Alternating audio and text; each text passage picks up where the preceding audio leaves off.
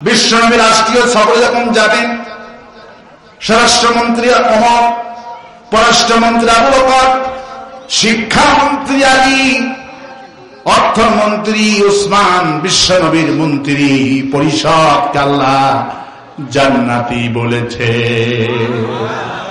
হুজুর বলল, আমার এই মন্ত্রীরা তো বসে থাকলে চলবে না, আমি সভাপতির দায়িত্ব পালন করি, আমি যতক্ষণ পর্যন্ত বিদেশ ভ্রমণ করে না আসব, আমার চেয়ারেই বসে সভাপতির দায়িত্ব পালন করবে এই কানা উম্মি মাকতুম রাদিয়াল্লাহু আনহু। কিসের কারণে হয়েছে? এই জন্য আল্লাহ পাক বলছেন, ইন্না আকরামাকুম ইনদাল্লাহি আতকাকুম। মানুষের মর্যাদা আমার কাছে দাড়ি দিয়ে হয় না, মানুষের মর্যাদা আমার কাছে টুপিও দিয়ে হয় না, মানুষের মর্যাদা হয় কেবলমাত্র তাকওয়া দিয়ে। এবার কারা কারা খুশি আছেন মাহফিল আসতে পেরে? দুহাত উঁচু করে আল্লাহ দেখা দেন, হাত উঁচু করেন, বলে হে আল্লাহ, এই হাতটাকে আগামী দিনে তোমার পক্ষে সিল মারা তৌফিক দিয়ে দিও। বলে আমিন, ইয়া রাব্বাল আলামিন। হাত নামা, আল্লাহ কবুল করুন, বলে আমিন।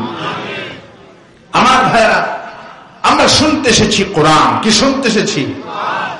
কোরআন। আমার দেশের মানুষ যেইভাবে শোনে, আমার দেশে যেইভাবে কোরআনগুলি খতম হয়, যদি সবাই কোরআনটা বুঝতো, দেশটা কোরআনের শাসন কায়েম হয়ে যেত। কিন্তু আমার দেশে তো কোরআন তেলাওয়াত হয়, এত হুজুর, এত হাফেজ, এত মাদ্রাসা, এত মানুষ কোরআন পড়ে, কিন্তু কোরআনে কারীম তারা বোঝে না। তারা কি করে না? কোরআনে কারীম যেইভাবে আমার দেশে পড়া হয়, কোরআন যদি এইভাবে বুঝতো, দেশটা বেহস্ত হয়ে যেত, আর আল্লাহর কোরআনটা প্রতিষ্ঠা হয়ে যেত। নবী যখন কোরআনের দাওয়াত দিলেন, লোকেরা ঈমান আনল, কোরআন তেলাওয়াত করলো, কিন্তু চুরি করলে হাত কাটতে হবে, ওই লোকগুলি চায় না। রাসূলুল্লাহর মনটা খারাপ হয়ে গেল। কি আশ্চর্য কথা! এই লোকগুলি আমার সাথে নামাজ পড়ে, কোরআনও পড়ে, কিন্তু কোরআনের শাসন তারা চায় না। আল্লাহ পাক তখন রাসূলকে আয়াতে কারিমা নাজিল করে দিয়ে দিলেন। এদের অবস্থা সম্পর্কে শোনারা কেমন মুসলমান, এরা হলো কেমন মুসলমান? কোরআন পড়ে কিন্তু কোরআনের শাসন তারা চায় না, কোরআন পড়ে কোরআনটা বোঝে না। আল্লাহ পাক তখন তাদের ব্যাপারে কোরআনে কারিমের আয়াত নাজিল করে দিয়ে দিলেন, মাসালুল লাযীনা হুম মিনাত তাওরাতা সুম্মা লাম ইয়াহমিলুহা কামাসালিল হিমারি ইয়াহমিলু আসফারা। হে নবী, এদের দৃষ্টান্ত হবে গাধার মতো। কিসের মতো? আল্লাহর কথা কত সুন্দর আর কত যুক্তিসঙ্গত। সুবহানাল্লাহ। তোমার সামনে এসে যারা কোরআন তেলাওয়াত করে, কোরআন মুখস্থ করে, কিন্তু কোরআনের শাসনটা তারা চায় না, এদের দৃষ্টান্ত হলো গাধার মতো হিমা। আল্লাহ পাক বলেন, আমি যখন মুসা আলাইহিস সালামকে তাওরাত দিলাম, তখন ওই জাতিদেরকে আমি তাওরাত দিয়েছিলাম, তাওরাত তারা মুখস্থ করলো, তাওরাত তারা মুখস্থ করলো, তাওরাত তেলাওয়াত করলো, কিন্তু তারা তাওরাতের দায়িত্ব পালন করেনি। তাওরাতের মধ্যে আমি যা বলেছি তারা পালন করেনি, শুধু তেলাওয়াত করত, মুখস্থ করত, তেলাওয়াত করত, এতটুকুনি করত, কিন্তু নবী মুসাকে তারা মানেনি, আমার আইন মানেনি। অনুরূপ ভাবে তোমার এই উম্মত হলো এরা, এরা হলো হিমার, এরা হলো গাধার মতো। গাধার পিঠে 50 মণ কিতাব দেওয়া হলো। কত মণ? গাধার পিঠে 50 মণ কিতাব দেওয়া হলো। আল্লাহ পাক বলছে, গাধা 50 মণ কিতাব বহন করে নিয়ে যাচ্ছে, কিন্তু গাধা কি বুঝে? আমার পিঠের উপরে কিতাব আছে না, আমার পিঠের উপরে ভুসি আছে না, আমার পিঠের উপরে ঘাস আছে। গাধা তেমন কিছু বোঝে না। আমার দেশে এক শ্রেণী আলিম আছে, ওলামায়ে সু বলা হয় তাদেরকে, যারা দুনিয়ার স্বার্থলোভের জন্য, একটা সিট আসলের জন্য ধর্ণা দেয় বামপন্থীর কাছে, যারা কোরআন শরিয়া বিশ্বাস করে না, এদের কাছে ধর্ণা দেয়। অথচ তারা কোরআন শরীফ মুখস্থকারী, তারা খতমকারী, কোরআন তেলাওয়াতকারী। আল্লাহ পাক বলেন এদের দৃষ্টান্ত আমি দিচ্ছি, এরা হলো হিমার, এরা হলো গাধার মতো, কিসের মতো? এই জন্য কোরআন কারীম শুনতে আসতে পেরেছি। আমরা আজকে কোরআন থেকে আলোচনা করব, আমি আপনাদের কাছে আজকে আলোচনা করে শোনাবো কোরআন কারীমের একটা। রাসূল কারীম সাল্লাল্লাহু আলাইহি ওয়াসাল্লাম বলছেন, মানুষের যেমন হৃদয় আছে, কোরআন কারীমেরও হৃদয় আছে। বরং তো সেই হৃদয় নামক সূরা কোনটি? সূরা ইয়াসিন। সুবহানাল্লাহ বলবেন না? মানুষের যেমন হৃদয় আছে, কোরআন কারীমের তেমন হৃদয় আছে। সুবহানাল্লাহ বলে। রাসূল কারীম সাল্লাল্লাহু আলাইহি ওয়াসাল্লাম বলেন, সূরা ইয়াসিন যদি কোনো মানুষ একবার তেলাওয়াত করে, কয়বার? কোরআন কারীমের সূরা ইয়াসিন যদি কোন মানুষ একবার তেলাওয়াত করে, আল্লাহ পাক 10 বার কোরআন শরীফ খতম করলে যে সওয়াব, আল্লাহ সেই সওয়াব আমলনামায় দিয়ে দিবে। রাসূলুল্লাহ আরো বলেন, সেই ঘরে অভাব লেগে গেছে, নুন আনতে পান্তা ফুরায়, অভাবটা লেগে থাকে, ওই মানুষ যেন সকাল বেলায় সূরা ইয়াসিন তেলাওয়াত করে, আল্লাহ ওই সংসার ঘরটাকে অভাব মুক্ত করে দিবে। রাসূলুল্লাহ এই সূরা সম্পর্কে আরো বলেন, ফাদারুলা ইদা বালাগাতিল হুলকুম, যখন কণ্ঠ নারীর কাছে, যখন মানুষের রূহটা এসে যায়, রূহটা বের হতে চায় না, তখন যদি পাশে বসে কেউ সূরা ইয়াসিন তেলাওয়াত করে, আল্লাহ আস্তে করে রূহটা বের করে দেয়। সূরা ইয়াসিন আজকে নতুন একটি আপনাদের কাছে আমি উপহার দেব কোরআন কারীম থেকে ইনশাআল্লাহ। তবে বেশি রাত বেশি হলে, রাত যত সুন্দর হোক, সেটা মিষ্টি লাগবে না। মাহফিলের যৌবন কাল হলো রাত 9টা থেকে 10টা, এটা হলো মাহফিলের যৌবন কাল। আর আমি যে বয়ান করতে বসছি, এটা হলো বৃদ্ধা কালে। কি কালে? যারা মাগরিব পরে বসছে এখানে, এদের নিশ্চয় পেশাব পায়খানার ব্যাগ দেখা দিবে, স্ত্রী ফোন করবে, আসো, তোমার কতক্ষণ লাগে। নানান ভাবে রাত 12টার পরে মানুষ তাদের নিজের প্রয়োজনে যখন উঠতে শুরু করে, তখন আর যতই ভালো তাফসীর করেন, তখন আসর হয় না। ওয়াজআলনা নাওমাকুম সুবাতা, আমি রাতকে বানিয়েছি ঘুমানোর জন্য। সুবহানাল্লাহ বলে। আর আমার দেশে রাত এসে কিসের জন্য? ওয়াজের জন্য। এটা বিশ্বনবীর সুন্নতের খেলাফ। তারপরে আমি আপনাদের কাছে সূরা ইয়াসিনের মূল যে শানে নজুল, এটা আপনাদের কাছে আমি পেশ করব এবং বুঝায়া পকেটের মধ্যে দিতে চাই। আল্লাহ বোঝার তৌফিক দিক বলে আমি। আমার ভাইয়া, আমার বন্ধুগণ, সূরাতুল ইয়াসিন 36 নম্বর সূরা। কত নম্বর? 36 নম্বর সূরা ইয়াসিন। এই সূরা ইয়াসিনটা কখন নাযিল হলেন? রাসূল করিম সাল্লাল্লাহু আলাইহি ওয়াসাল্লাম যখন কালিমা দাওয়াত দিলেন, লা ইলাহা ইল্লাল্লাহ, লা ইলাহা, লা ইলাহা ইল্লাল্লাহু মুহাম্মাদুর রাসূলুল্লাহ। নবী যখন দাওয়াত দিলেন, নেতারা বলল, তুমি কার দাওয়াত দিচ্ছ? রাসূল তখন বললেন, ওয়ালাকাদ বা'আসনা ফি কুল্লি উম্মাতির রাসূলা আন ইবুদুল্লাহ ওয়াজতানিবুত তাগুত। এই মাইকটা কাজ হবে না বাবা। আমি মাইকের ব্যাপারে বারবার বলছি কর্তৃপক্ষ পক্ষকে যে আমার গলাটা জোর সব শেষ, কিন্তু আওয়াজ এখানে নেই।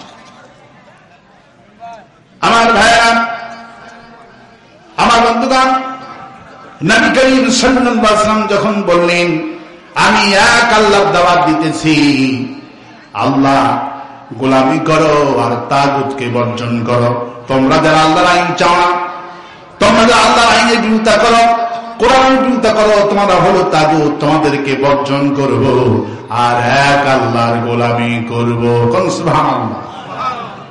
তখন তারা বললেন, তুমি কিসের দল করো? আমার দলের নাম হলো ইসলাম। দলের নাম কি? আল্লাহ পাক বলছেন, ইন্নাদ-দীনা ইনদাল্লাহিল ইসলাম। আমার একটা দল আছে, আমি দল বানাচ্ছি, আমার দলের নাম হলো ইসলাম। আল্লাহ দলের নাম কি? নিজেরা তো অবাক হয়ে গেলেন, কি আশ্চর্য কথা, তুমি দল বানাইছো, দল চালাবে কেমনি?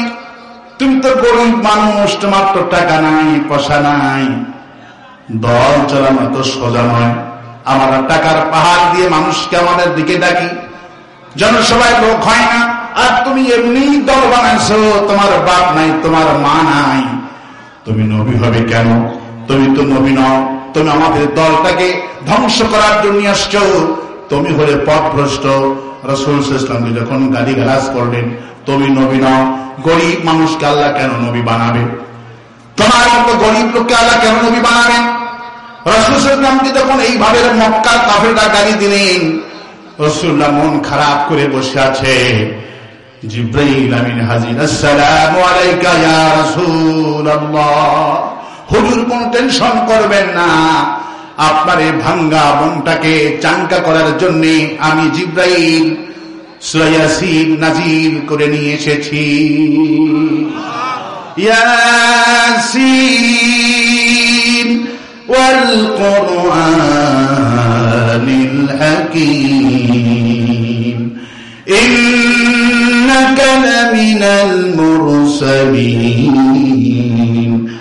আলা সিরাতিম মুস্তাকিম তানজিলাল আযীযির রাহিম। সুবহানাল্লাহ। ইয়া রাসূল,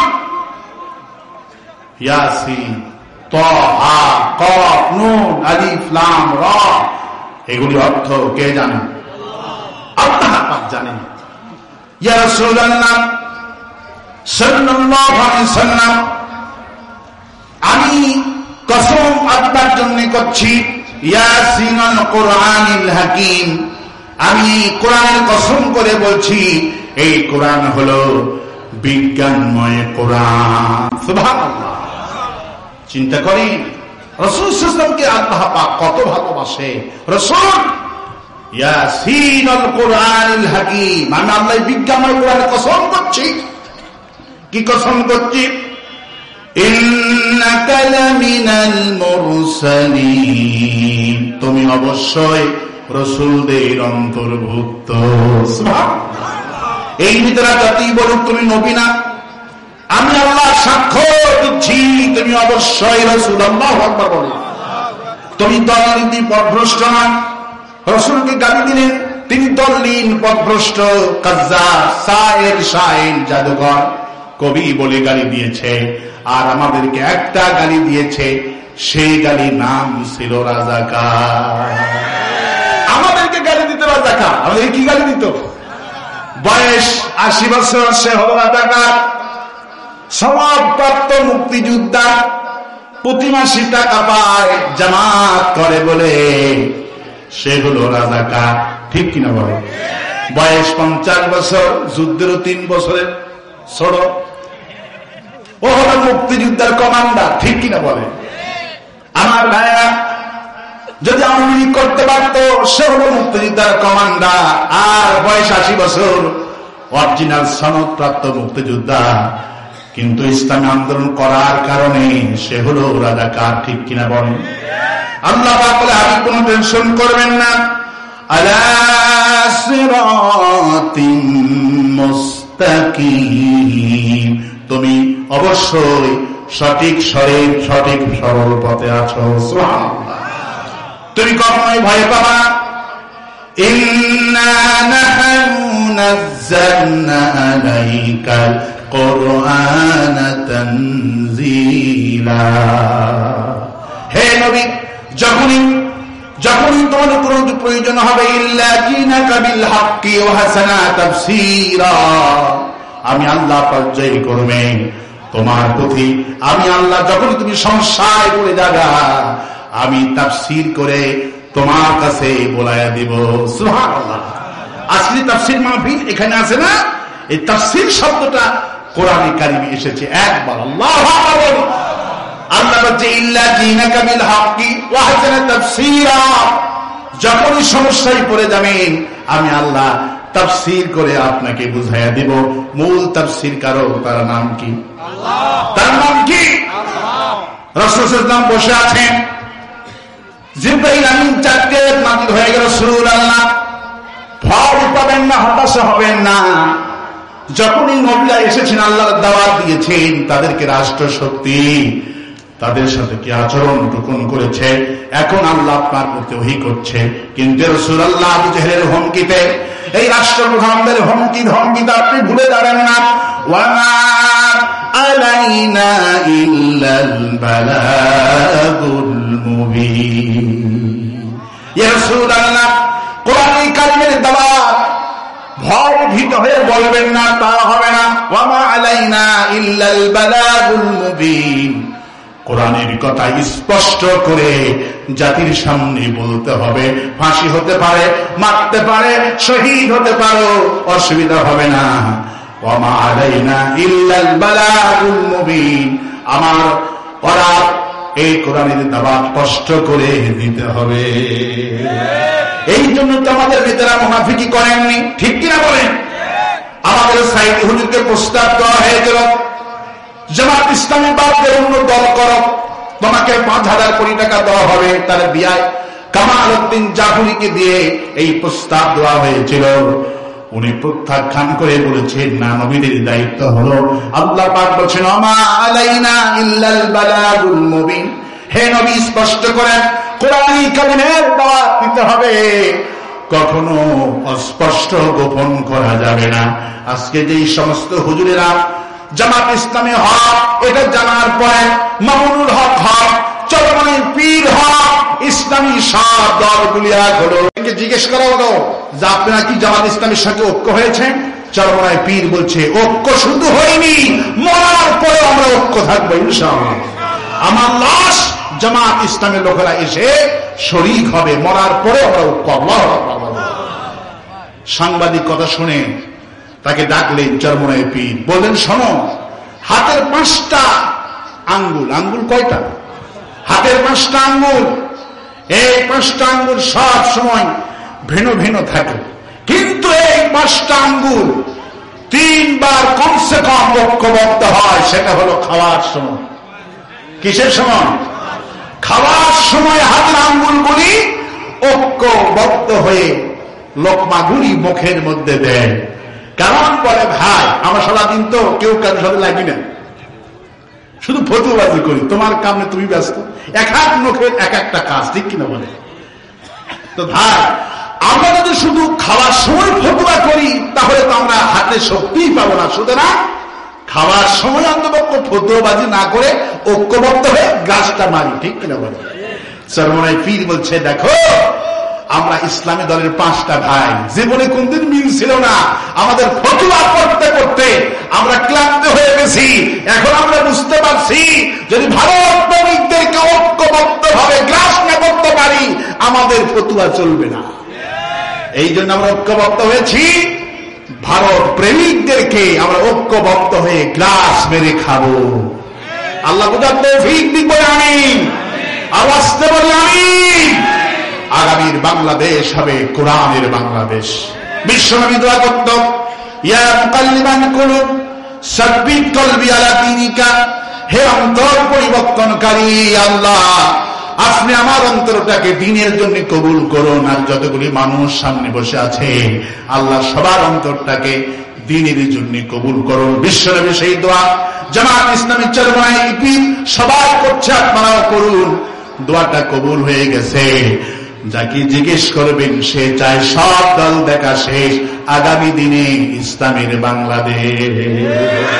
আল্লাহু আকবার বলে ইয়া মুকাল্লিবান কুলুব সাব্বিত কলবি আলা দীনিকা। আল্লাহু আকবার বলে হে অন্তর পরিবর্তনকারী, আমার অন্তরটাকে দ্বীনের জন্য পরিবর্তন করুন। আল্লাহ পাক মনে হয় এবার বাছাই করেছে, কেউ ঠেকাইতে পারবে না। 100 জন এটিএন বাংলার সাংবাদিক জিজ্ঞেস করছে 100 রিস্কাওয়ালাকে আগামীতে কাকে ভোট দেবা? কোনো কথা নাই, বললে ইসলাম চাই। আল্লাহু আকবার। মানুষের অন্তরে পরিবর্তন করে কে করে দিয়েছে? ইসলাম যদি কায়েম হয়ে যায় মায়েরা শান্তি পাবে, বিশেষ করে মায়েদের সম্মান হাদিস মোতাবেক দেওয়া হবে। একজন মার থেকে কোনো পুরুষ টাকাতে পারবে না। আল্লাহু আকবার বলেন। ওয়াশিরুহুন্না বিল মারুফ, প্রত্যেকটি পুরুষ তার সাথে ভালো আচরণ করতে বাধ্য হবে। যৌতুক বিহীন বিয়ে হবে। হিন্দুরা তাদের ইজ্জত নিয়ে, সম্ভ্রম নিয়ে হিন্দুরা তাদের পূজা করবে, বাজার করবে, কোন মুসলমান টাকাতে পারবে না। আল্লাহু আকবার বলে। আল্লাহ কোরআন শাসন প্রতিষ্ঠা হলে হিন্দুরাও থাকবে নিরাপদে। এই জন্য সেদিন দেখলাম ডুমুরিয়াতে খুলনায় 20,000 হিন্দুর আলাদা সমাবেশ হয়েছে জামাত ইসলামের পক্ষে। আল্লাহু আকবার বলে। পৃথিবীর ইতিহাসে কোন হিন্দু অন্য দলের লোকেরা প্রকাশ্যে একটা দলের পক্ষে এসেছে ইতিহাস না। এই বছরে আল্লাহ এমন ইতিহাস করে দিয়েছে, হিন্দুরা আলাদাভাবে সমাবেশ করতেছে। আল্লাহু আকবার বলে। হিন্দু, কৃষক, চাচি, মজুর সবাই চাচ্ছে আল্লাহ জমিনে দ্বীন কায়েম হোক। আল্লাহু আকবার বলে। শুধুই কোরআন আইন প্রতিষ্ঠা করা জামাত আর চরমনের দায়িত্ব নয়, এই দায়িত্ব আওয়ামী লীগের, বিএনপির। কারণ কোরআন শুধু জামাত আর বিএনপির নয়, এই কোরআন হলো হাদা বায়ানুল লিন্নাস, হুদাল লিন্নাস, বারাকুল লিন্নাস, গোটা বিশ্ববাসীর জন্য হলো এই কোরআন। ঠিক কিনা বলি? এই আল্লাহর কোরআন আইন কায়েম করা শুধু জামাত ইসলামী দায়িত্ব? এই দায়িত্ব হলো সমস্ত মুসলমানদের। কোরআন যাতে তাদের দায়িত্ব কোরআনের আইন পার্লামেন্টে কায়েম করা। সুতরাং আজকের এই মাহফিলে বিভিন্ন দলের লোকেরা আছেন, সবাই মিলে কেউ আদা করতে পারি, যেহেতু কোরআন আমাদের, আল্লাহ আমাদের, আল্লাহর এই বিধান, কোরআনের শাসন আমরা দেখতে চাই। কারা কারা দুহাত উঁচু করে দেখা? আল্লাহ কবুল করুন বলে আমি।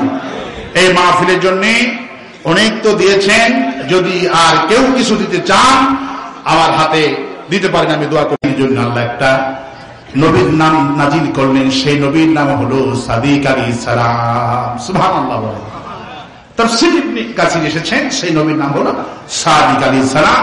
এটা নাজিল হয়েছিলেন, সেই নবীটা বর্তমান তুরস্কে আন্তাকিয়া শহর, আপনার সিরিয়ার দক্ষিণ অঞ্চলে হিসাই শহর।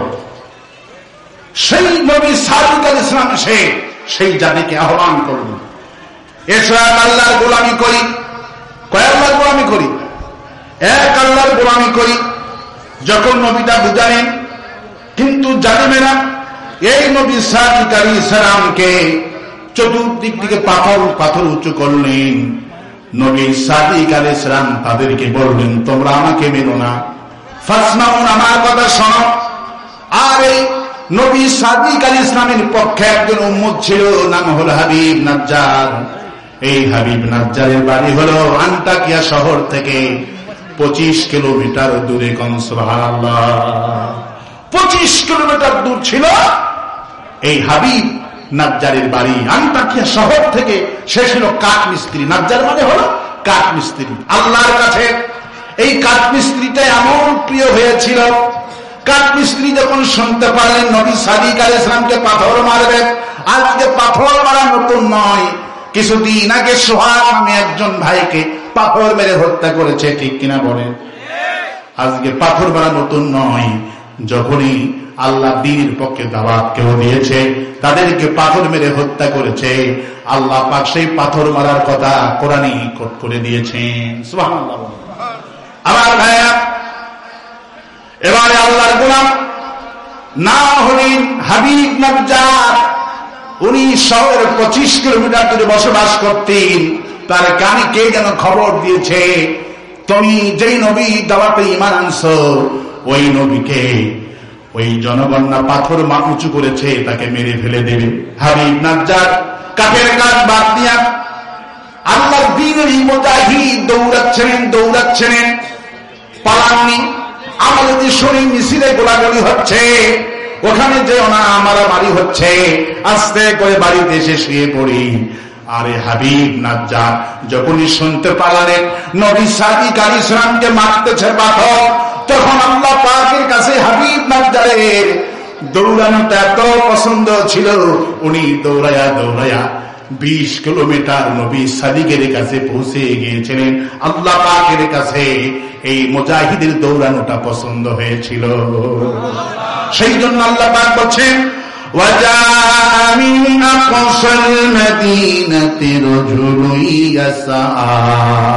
শহরের এক প্রান্ত থেকে একজন ব্যক্তি দৌড়ায়া দৌড়ায়া এই আন্তাকিয়া শহরে এসে বললেন, ইন্নী আমানতু বিরাব্বিকুম ফাসমাউন।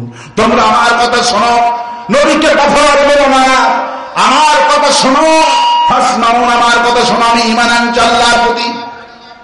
চতুর্দিকে জালেমেরা নবী সাদিক আলাইহিস সালামকে বাদ দিয়া এই হাবিব নাজ্জারকে পাথর মারা শুরু করে দিলেন। হাবিবের মাথাটা থেতলে পড়ে গেলেন জমিনের উপরে, মাটিতে পড়ে গেলেন হাবিব নাজ্জার। এবার হাবিব নাজ্জার মাটিতে পড়ে যাওয়ার সঙ্গে সঙ্গে বেহুশ হয়ে গেলেন। আর একজন জালিম এসে হাবিব নাজ্জারের পেটে চাকু মেরে দিলেন। হাবিব নাজ্জারের নারী ভুঁড়িগুলি বের হয়ে গেল। আল্লাহ পাক বলেন, জিব্রাইল চলে যাও, আমার আজরাইল কাজকে দায়িত্ব দিব না, আমার এই কোরআনের কর্মী, আমার মুজাহিদ, আমার বীর সৈনিকের রূহটা তুমি জিব্রাইল আমিন কবজ করো। তবে জিব্রাইল শোনো, তুমি রূহটা কবজ করে জান্নাতের কাছে চলে আসবা, জান্নাতে প্রবেশ করবা না। সুবহানাল্লাহ। জিব্রাইল আমিন রূহটা কবজ করে এই আল্লাহ পাকের সৈনিক মুজাহিদের সম্মান কিভাবে আল্লাহ দিয়েছেন তার কথা বিশ্ব নবীকে ওহী করে শোনানো হচ্ছে। সুবহানাল্লাহ বলে। জিব্রাইল রূহটা নিয়ে জান্নাতের সামনে দাঁড়িয়ে থাকলেন, যেহেতু আল্লাহ তাকে অর্ডার করেন। আল্লাহ এবার বলছেন কোরআনে কারিমে, কিলা দুখুলিল জান্নাহ, আল্লাহ নিজে বলছে, হাবিব তুমি আমার জান্নাতে প্রবেশ করো। আর ওয়াসতে কত সুবহানাল্লাহ। মাথা খাটান, চিন্তা করে মানলো কারা জালেমেরা, জিব্রাইল জান্নাতের মালিক নন, তিনি আল্লাহর কর্মচারী। এই সৈনিক মুজাহিদ আল্লাহর কাছে উলাইকাল মুকাররাবুন, আল্লাহর এমন ভাবে নৈকট্য লাভ করলো। আল্লাহ পাক জানেন যুগে যুগে আমার যারা দ্বীনের কর্মী হবে তাদেরকে এইভাবে পাথর মারবে, চাকু মারবে, গুলি করে মারবে।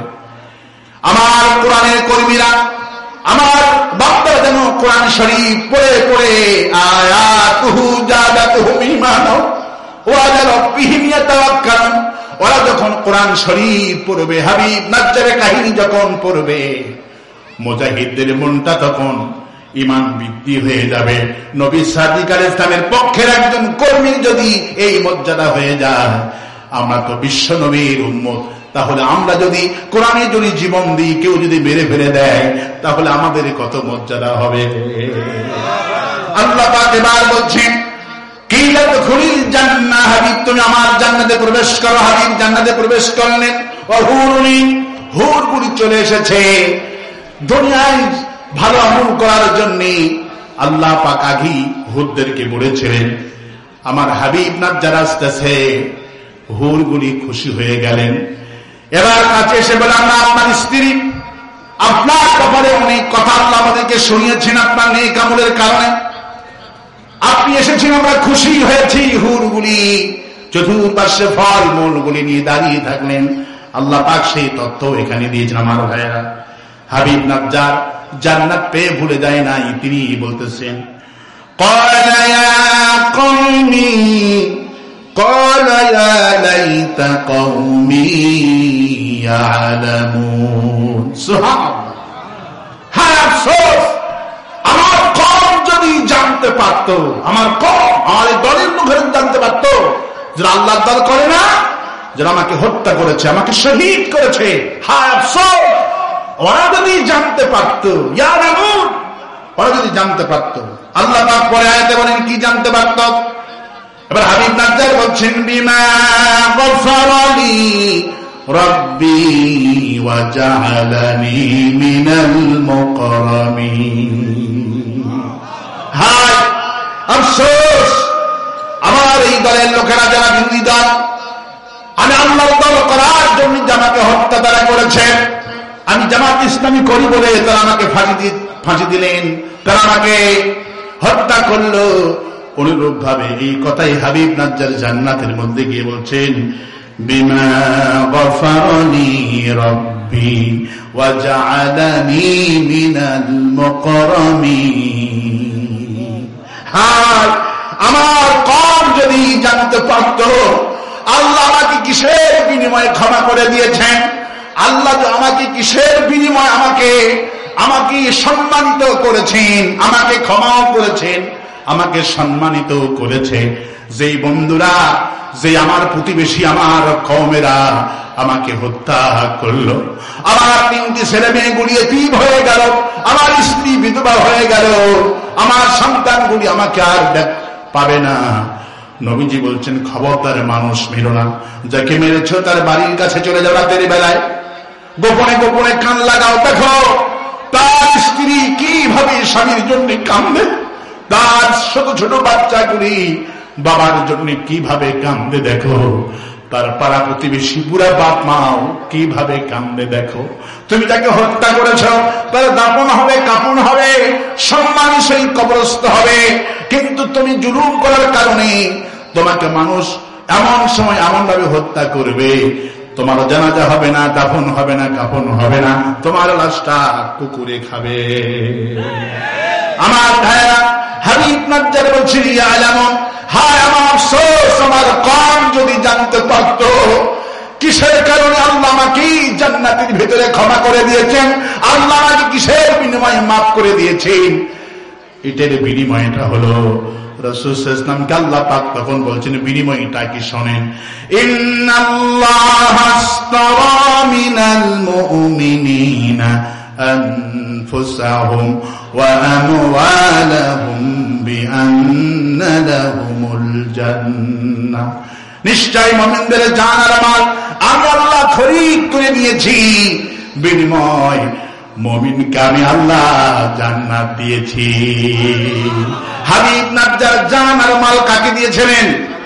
কাকে দিয়েছিলেন? বিনিময়ে বলেছেন, কি লাদখুলি জান্নাত, তুমি আমার জান্নাতে প্রবেশ করো। সে আল্লাহর জন্য জান মাল কারাগার দেবী, দুহাত তুলে দেখা দেন। আল্লাহ কবুল করুন বলে আমি, আল্লাহ আসতে বলে আমি। আগামী নির্বাচনের সময় আসতেছে, জান দিব কার জন্য? মাল দিব কার জন্য? আল্লাহ বলছে, ইন্নী জাইলুন ফিল আরদি খলিফা, নিশ্চয় আমি পৃথিবীতে আমার খলিফা পাঠাইছি, আমার প্রতিনিধি পাঠাইছি, ওরা আমার ইচ্ছা মতো জীবন চালাবে না, আমার ইচ্ছা মতো জীবন চালাবে। কার ইচ্ছা মতো চালাবে? আমরা হলাম প্রতিনিধি, আমাদের মূল মালিক আল্লাহ আমাদের সব এঁকে দিয়েছেন, ডিজাইন দিয়েছেন, ইচ্ছা মতো জীবন চালাতে হবে না, আল্লাহ ডিজাইন মতো জীবন চালাতে হবে। ঠিক কিনা বলেন? এই এনার গায়ে দেখেন কত সুন্দর জাম্পা, তারপরে পাঞ্জাবি, এনার গায়ে আরো সুন্দর জুব্বা। খলিফা, দরিদ্রকে কি বলা হয়? খলিফা বলা হয়। এই খলিফার কাছে আপনি গেলেন 5-10 কাপড় নিয়ে জুব্বা বানাবে, বলছেন ভাই বহুত কষ্ট করে দিনাজপুর শহরে আসছি, আপনারা কি খুব সুন্দর কাপড় তৈরি করে? আমার একমাত্র ছেলে সৌদি আরব থাকে, সে বলছে আব্বা আপনার জুব্বার কাপড় পাঠানা, আপনি দিনাজপুরে অমুক খলিফার কাছে কাপড়টা বানাবে। আমি এসেছি আমার শখের কাপড়, আমার সন্তান এসে সৌদি আরব থেকে, আপনি ঝুল দেবেন 55 ইঞ্চি। কত ইঞ্চি? কলার হবে, 2 মুড়া পকেট হবে, আমার পকেটে চেন হবে, এখানে বক্রম হবে। ডিজাইনটা আপনি দিলেন, ডিজাইনটা কে দিল? ভাই কাপড় আমার সৌদি আরব থেকে সন্তান পাঠাইছে, ডিজাইনটা আমি দিলাম, টাকা মজুরি কিন্তু আমি দিব। ডেট কবে দেবেন বলেন? নভেম্বরের 25 তারিখ। কাপড়ের ডেট যেদিন থাকে একটা আনন্দ থাকে, নতুন কাপড় আসবে, একটা মনে আনন্দ থাকে না? সবার একটা আশা থাকে, নতুন কাপড় পরে মা ফিরে যাবো, মসজিদে যাবো, জামে বাড়ি যাবো, একটা আনন্দ থাকে। ঠিক কিনা বলে? মনের আনন্দ গেছে দোকানে কাপড় তোলার জন্য, কাপড় চুপড় নিয়ে এসছে, যখন পড়তে গেছে দেখে কাপড়ের ঝুল হলো মাত্র 30 ইঞ্চি। কয় ইঞ্চি? 30 ইঞ্চি। আপনি যে ডিজাইন গুলি দিয়েছেন, যে বক্রম হবে, কলার হবে, পকেটে চেইন হবে, একটাও তৈরি করেনি। সে তার ইচ্ছা মতো তৈরি করছে। কলার ছাড়া বানাইছে, কোনো বক্রম দেয়নি, কপ দেয়নি, কোনো চেইন কিছু দেয়নি। গ্রামের লোকেরা বললো, ভাই তুমি তো জীবনে এই টুক না কাপড় পরো না, আজকে তোমার 30 ইঞ্চি ঝুল হইলো কেন? বললো, ভাই দেখি আমি উসমান রসুলের কথা ঠিকই বলছিলাম, কিন্তু খলিফা তার ইচ্ছা মতো বানাইছে। গ্রামের লোকেরা বললো, ঠিক আছে চলো। কোন খলিফা? গ্রামে 10 জন ছেলে চলে গেলেন দোকানে, বলে খলিফা তোর একদিন আমাদের একদিন, আমাদের সিনস, আমরা অমুক গ্রাম থেকে এসেছি। এ ভাই একা মনে করে বাটপাটি করেছ, এই ভাইয়ের টাকা, এই ভাইয়ের ডিজাইন, এই ভাইয়ের কাপড় তুমি তোমার ইচ্ছা মতো তৈরি করেছো কেন? আশেপাশের লোকজনগুলি জড়ো হলো, সবার একই কথা, ডোনেশন দিতে হবে। কি দিতে হবে? টাকা ফেরত দাও, কাপড়ের মজুরি ফেরত দাও, এই কাপড়ে যে যা টাকা সেটাও দাও। কারণ তোমার ইচ্ছা মতো তুমি কাপড় তৈরি করলে পৃথিবীর কোন গ্রাহক, কোন মানুষ গ্রহণ করবে না। ঠিক না বলে? এই জন্য আল্লাহ পাক বলছেন, শোনো পৃথিবীর মানুষের আমি ডিজাইন দিয়েছি তোমাদের জীবনটা কিভাবে চলবে। কদ জাআকুম মিনাল্লাহি নূরুন ওয়া কিতাবুম মুবিন। আমি পৃথিবীতে দুটি জিনিস দিলাম। রাসূল বলেন, তারাকতু ফীকুম আমরাইন লান তাদিল্লু। সুবহানাল্লাহ বল।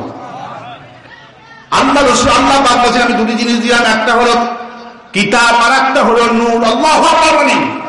মুহাম্মদ সাল্লাল্লাহু আলাইহি ওয়াসাল্লামকে দিলাম, এটা তোমাদের আদর্শ।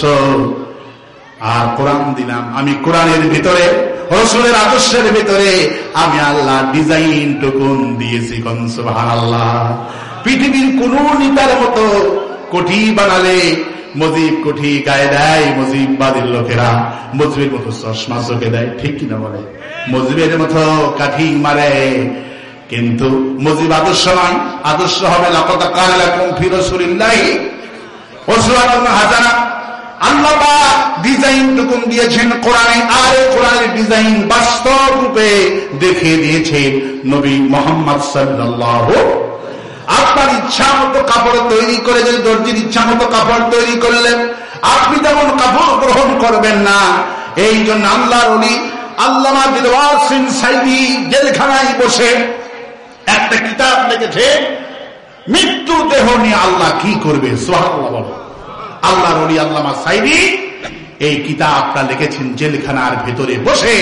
মাত্র 40 টাকা হাদিয়া একজন ভাই নিয়ে এসেছে, আমাকে বলতে বলেছে। আমি বললাম, আপনার যাওয়ার সময় কিতাবটা নিয়ে যাবেন। 40টি কোরআনে কারিমের আয়াত দিয়ে আল্লামা সাইদি কিতাবের মধ্যে লিপিবদ্ধ করেছে। সুবহানাল্লাহ বলে। আল্লাহর ওলির এই বইটা প্রত্যেকটা মুসলমানের ঘরে থাকুক। আর একটা বই লিখেছে, মোটা বই, রাসূলের মুনাজাত আল্লামা সাইদি লিখেছেন। রাসূলের যত মুনাজাত আল্লামা সাইদি বাংলা উচ্চারণ করে এখানে লিখেছেন। এই বইটার দাম হলো 150 টাকা। যারা নিতে চান মোনাজাতের পরে বাম পাশে থেকে নেবেন ইনশাআল্লাহ। আল্লাহর ওলির এই বইটা ঘরে থাকলে কোরআন পড়লে আপনার স্ত্রী সন্তান কোরআনের দলের কর্মী হয়ে যাবে ইনশাআল্লাহ। বলি ইনশাআল্লাহ। আমার ভাইরা, রাসূল কারীম সাল্লাল্লাহু আলাইহি ওয়াসাল্লামকে রাতের বেলা ওহী নাযিল করলেন, হাবিব নাজের কাহিনী শোনানো হলো। রাসূল সাল্লাল্লাহু আলাইহি ওয়াসাল্লাম সকাল বেলা উঠে তাফসীর করতেছে হাবিব নাজ্জারের। সুবহানাল্লাহ। রাসূল সাল্লাল্লাহু আলাইহি ওয়াসাল্লামের সামনে একজন জাদরের সাহাবী ছিলেন, তার নাম ছিল হাবিব। সুবহানাল্লাহ। রাসূল সাল্লাল্লাহু আলাইহি ওয়াসাল্লাম যখন হাবিব নাজ্জারের কাহিনী টুকুন বললেন, সাহাবীরা কেঁদে কেঁদে যারে যা, ইয়া রাসূলুল্লাহ, নবী সাদিক আলাইহিস সালামের কর্মী, নবী সাদিক আলাইহিস সালামের উম্মত কত পরিশ্রম করেছে আল্লাহর জন্য, দৌড়টা মেরেছে কোরআনের জন্য, আল্লাহর জন্য। ওই দৌড়ের কথা আল্লাহ কোট করে দিয়েছেন। এভাবে হাবিব বলছে, রাসূলুল্লাহ, তাহলে তার গোপনে কোরআনের দাওয়াত দিব না, আগামীকাল থেকে প্রকাশ্যে দিব, হুজুর বলবেন না। আর আমাদের কর্মী কম, ক্ষমতা আমাদের হাতে নাই, আর কিছুদিন যাক, কর্মী হোক, একসাথে মিছিল দিব, আল্লাহু আকবার বলেন। আমার তখন ওমর ইসলাম গ্রহণ করেনি, আল্লাহু আকবার বলেন। এটা প্রাথমিক পর্যায়ে নাযিল হয়েছে, ওমর ইসলাম গ্রহণ করেনি। হুজুর গোপনে গোপনে দাওয়াত দিচ্ছেন। আমার ভাইরা, আমার বন্ধুগণ, এবার হাবিব বলে, রাসূলুল্লাহ তা হবে না, আমি আগামীকালে প্রকাশ্যেই বলবো, হুজুর বললেন না তুমি যদি প্রকাশ্যে বলো তোমাকে মেরে ফেলে দিবে। হাবিব বলে, রাসূল আল্লাহ, আমি যদি মরে যাই আল্লাহ যেন ওই হাবিবের সাথে জান্নাতে দেখা করায় দেয়। এবার বিশ্বনবীর এই কর্মী, এই হাবিব সকালে বেলা উঠে তাদেরকে ডাকলেন, ডেকে কোরআনের এই হাবিব নাদের কাহিনী যখন বলতে গেলেন, আল্লাহর কোরআন শুধু পড়লে হবে না, বিমা উনজিলা ইলাইকা ওয়া মা উনজিলা মিন ক্বাবলিক। হে নবী, এই নবীকে বলেন যারা শুধু কোরআন মুখস্থ করে, এদেরকে বলেন কোরআনের প্রতি ঈমান আনতে হবে। আল্লাহর প্রতি ঈমান আনলে কেউ মারবে না। কোরআন শরীফের আইনের কথা বললে তখন মার শুরু হবে। তার প্রায় 25 লক্ষ মুরিদ এই দেশে আছে। চট্টগ্রাম সিটি নির্বাচনে তিনি দাঁড়াইনি যে আমার এত মুরিদ, আমি সিটি দাঁড়ায়, মেয়র পদে দাঁড়ায়, লোকরা আমাকে ভোট দেবে। কিন্তু কি দেখলাম, দুপুর বেলায় তারই একটা কর্মী আওয়ামী লীগের ক্যাডা বক্সের নাকে মেরে দিল, লাখ পেটে চৌচির, ঠিক কিনা বলে। উনি কেঁদে কেঁদে বলল, আল্লাহ এই জালেমের পতন না হওয়া পর্যন্ত আমি ঘরে ফিরে যাব না। আমি তখন বুঝলাম চরমনে ফিরে বার বুঝবে কোরআন বোঝার জন্য রাজনৈতিক ময়দান। যতদিন পীরগিরি করেছে খানকায় কেউ মারেনি, যখনই দাঁড়াইছে নির্বাচনে তখনই বক্সিং, তখনই কি, তখন উনি বুঝতে পারলেন জামাত ইসলাম কিভাবে এতগুলি বছর ধরে আন্দোলন ময়দানে করে। একদিনই বুঝতে পেরেছি, সুবহানাল্লাহ।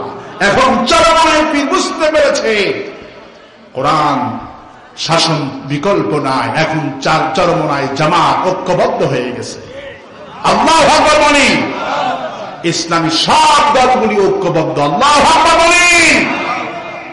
CNN, BBC, Al Jazeera report করেছে ইসলামী সব দল যদি ঐক্যবদ্ধভাবে নির্বাচন করতে পারে, ইসলামী দলগুলি আসন সংখ্যা পাবে 260টার উপরে। আল্লাহু আকবার বলেন। শুনে আমার মনটা খুশি হয়ে গেল। আল্লাহ তুমি আগামীর বাংলাদেশটাকে কোরআনের দেশ হিসেবে কবুল করো, বলে আমি। আমার ভাইরা হাবিব নাজ্জার যখন কথা শুনে হাবিব দাওয়াত দিলেন, একজন লোক তীর মারলেন, তীরটা তার কানের মধ্যে দিয়ে অবর কান্দে বের হয়ে গেল।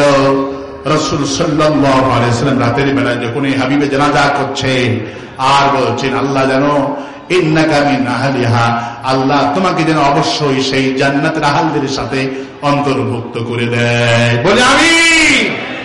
এই পথে দাওয়াত দিলে বাধা আসবে, মার আসবে। সূরা ইয়াসিন শুরু তেলাওয়াত করছি জীবনে কতবার, কিন্তু সূরা ইয়াসিনের মধ্যে যে আল্লাহ এত বড় শিক্ষা দিয়েছে, এইভাবে যদি আমরা বুঝি আর সমাজ যদি গড়ি, দেশটা বেহস্ত হয়ে যাবে। ঠিক কিনা বলো? আরো আসতে কোন ঠিক, আরো আসতে কোন ঠিক। এই জন্য নামাজ পড়বো কার জন্যে, রোজা করবো কার জন্যে, ভোট দেব কার জন্যে? আল্লাহ পাক বলেন, নবী আপনি বলেন, قل إن صلاتي ونسكي ومحياي ومماتي لله رب العالمين। বলো আমার নামাজ, আমার কুরবানি, আমার ভোট, আমার রাজনীতি, আমার যুদ্ধ সব হবে কার জন্য? কার জন্য হবে? আমার ভাইয়েরা, গতকালকে রায় হয়ে গেল। এই রায়টা হয়েছে ভারতকে খুশি করার জন্য নয়, রায় হয়েছে মানুষের একদম মনের রায়। ঠিক কিনা বলেন? আরো আসতে বলেন ঠিক কিনা? হাসিনার প্রতি জুলুম করা হয় নাই। আইনজীবীরা বলেছেন হাসিনা যতগুলি মানুষ হত্যা করছে আর যতগুলি অপরাধ করেছে, হাসিনার 1000 বার ফাঁসি হলেও কম হবে। ঠিক কিনা বলেন? হাসিনার ফাঁসি কার্যকারী হবে ইনশাআল্লাহ। ভারত বিপদে পড়লে কেউ কারো নয়, দুনিয়ার কেউ তার মৃত্যুদণ্ড আফসোস করেনি, আফসোস করেছে মুশরিকেরা। আল জাহিদুল মুশরিকিনা বিআমওয়ালিকুম ওয়া আনফুসিকুম ওয়া আলসিনাতিকুম। রাসূল করিম সাল্লাল্লাহু আলাইহি ওয়াসাল্লাম বলেন, ভারত হলো মুসলমানদের দুশমন, বিশেষ করে বাংলাদেশের মুসলমানদের দুশমন হবে ভারত। রাসূল 1400 বছর আগে বলেন, জাহিদুল মুশরিকিনা বিআমওয়ালিকুম ওয়া আনফুসিকুম ওয়া আলসিনাতিকুম। এই হিন্দুস্তানের সাথে যুদ্ধ হবে, সেই যুদ্ধে তোমরা জান এবং মাল দিয়ে আল্লাহ নৈকট্য লাভ করার জন্য প্রস্তুত থাকো। যারা শরীক হবে হিন্দুস্তানে যাবে সবাই বিনা হিসেবে আল্লাহর জান্নাতে চলে যাবে। আগামী গাতে হিন্দু শুরু হবে, কারা রাজি আছেন সেই জিহাদে যাওয়ার জন্য দুহাত তুলে দেখায় দেন। আল্লাহ কবুল করুন বলে আমি আওয়াজতে বলে আমি। হিন্দুস্তান মুশরিকেরা হলো আমাদের সবচেয়ে বড় দুশমন। আর এই দেশে কিছু নাস্তিকেরাও খুশি না। বিশেষ করে বিএনপির একজন নাম হলো ফজলু পাগলা। কি পাগলা? ফজলু পাগলা বলছে এই আয় সঠিক হয়নি, বেটাদের ধরে রিমান্ডে নেওয়া দরকার। ঠিক কিনা বলেন? বিএনপি তাকে কয়েক মাস আগে শোকজ করেছে, তাকে বহিষ্কার করে দল থেকে। আমি বলবো প্রকাশ্যে যে বেয়াদরা তোমার কথা বলেছে এই বেদরকে ফাঁসি দেওয়া উচিত। ঠিক কিনা বলেন? এই বেদরকে ফাঁসি দেওয়া উচিত। এতবার সাহস কেমন পাইছে? গোটা জাতি আশার প্রতিফলন ঘটেছে। আল্লাহ পাক যেন বাংলার মুসলমানদের আশা অবশ্যই পূরণ করে বলে আমি আর আসতে বলি আমি। আল্লাহ পাক বলছেন কেন ফজুরা ওদেরকে সমর্থন দেয়? সব الذين آمنوا يقاتلون في سبيل الله والذين كفروا يقاتلون في سبيل الطاغوت। যারা ঈমান এনেছে এরা সমর্থন দেবে, এরা লড়াই করবে আল্লাহর রাস্তায়। আর যারা কুফরি করলো, যারা কাফের, যারা মুশরিক, ওরা কোনদিন তোমাদেরকে সমর্থন দেবে না। ওরা সমর্থন দেবে, লড়াই করবে আল্লাহর আইন যারা চায় না তাদেরকেই। আরো আসতে বলেন ঠিক, আরো আসতে বলেন ঠিক। আল্লাহ বলছেন যারা ঈমানদার, এরা ঈমানদারদেরকে সমর্থন দেবে, লড়াই করবে আল্লাহর রাস্তায়। আর যারা মুশরিক, যারা কুফরি করেছে, এদের লড়াই, এদের ভোট, এদের বক্তব্য, এদের সমর্থন হবে মুশরিকের পক্ষে। ঠিক কিনা বলে? সুতরাং কোন মুশরিকের বাচ্চা যদি আল্লাহ কোরআনের বিরুদ্ধে কথা বলে জিহ্বা টেনে ছিঁড়া ফেলা হবে। আর আসতে কম ঠিক। চরমনায় পীরের কথা শুনে আমার কলিজা ঠান্ডা হয়েছে। চরমনায়